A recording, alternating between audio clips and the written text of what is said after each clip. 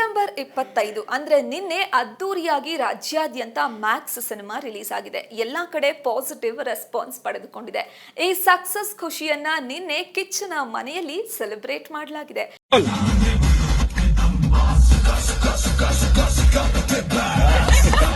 Kichcha, Sudeep and family friends ಎಲ್ಲರೂ ಕೂಡ cake ಕತ್ತರಿಸಿ ಸಂಭ್ರಮಿಸಿದ್ದಾರೆ. ಆದ್ರೆ ಈ ಸೆಲೆಬ್ರೇಷನ್ ನಲ್ಲಿ ಇದ್ದಂತಹ ಒಂದು ಕೇಕ್ ಸದ್ಯದ ಹಾಟ್ ಟಾಪಿಕ್ ಆಗಿದೆ. ಈ ಕೇಕ್ ಮೇಲೆ ಬಾಸಿಸಂ ಕಾಲ ಮುಗಿತು, ಮ್ಯಾಕ್ಸಿಮಮ್ ಮಾಸ್ ಕಾಲ ಶುರುವಾಯಿತು ಅನ್ನೋ ಸಾಲುಗಳು ಕಾಂಟ್ರವರ್ಸಿ ಕ್ರಿಯೇಟ್ ಮಾಡಿದೆ. ಕಿಚ್ಚ, ಸುದೀಪ್ ಪರೋಕ್ಷವಾಗಿ ನಟ ದರ್ಶನ್ಗೆ ಟಾಂಗ್ ಕೊಟ್ರ ಅನ್ನೋ ಚರ್ಚೆ ಶುರುವಾಗಿದೆ.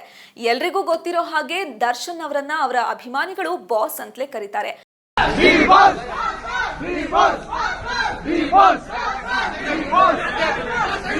ಹಾಗಾಗಿ ನಮ್ಮ ನಟನಿಗೆ ಟಾಂಗ್ ಕೊಟ್ಟಿದ್ದಾರೆ ಅಂತ ಕನ್ಫ್ಯೂಸ್ ಆಗಿದ್ದಾರೆ. ಇದೆಲ್ಲದರ ನಡುವೆ ನಟ ಸಿಸಿಎಲ್ ಆಟಗಾರ ಪ್ರದೀಪ್ ಈ ಕೇಕ್ ಬಗ್ಗೆ ಕ್ಲಾರಿಟಿ ಕೊಟ್ಟಿದ್ದಾರೆ.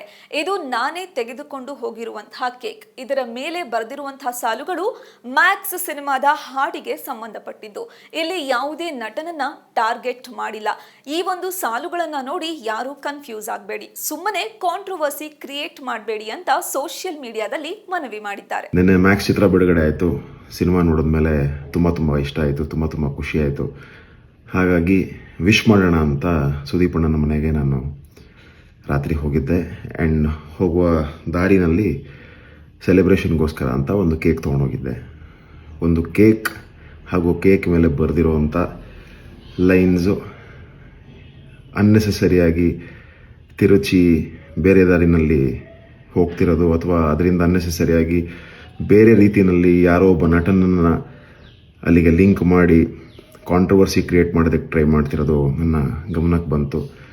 ಹಾಗಾಗಿ ಒಂದು ಕ್ಲಾರಿಫಿಕೇಷನ್ ಕೊಡೋಣ ಅಂತ ಈ ವಿಡಿಯೋ ಮಾಡ್ತಾಯಿದ್ದೀನಿ.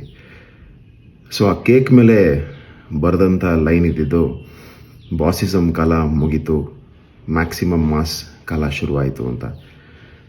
ಇಲ್ಲಿ ಯಾವ ನಟನಿಗೂ ಕೂಡ ಇದನ್ನು ಹೋಲಿಕೆ ಮಾಡಿ ಬರೆದಿದ್ದಂಥದ್ದಲ್ಲ.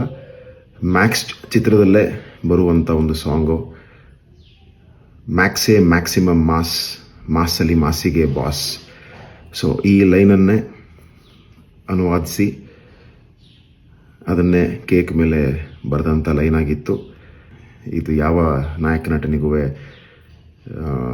ಏನೋ ಒಂದು ಹೇಳಬೇಕು ಅಂತ ಬರೆದಿರುವಂಥ ಲೈನ್ ಅಲ್ಲ.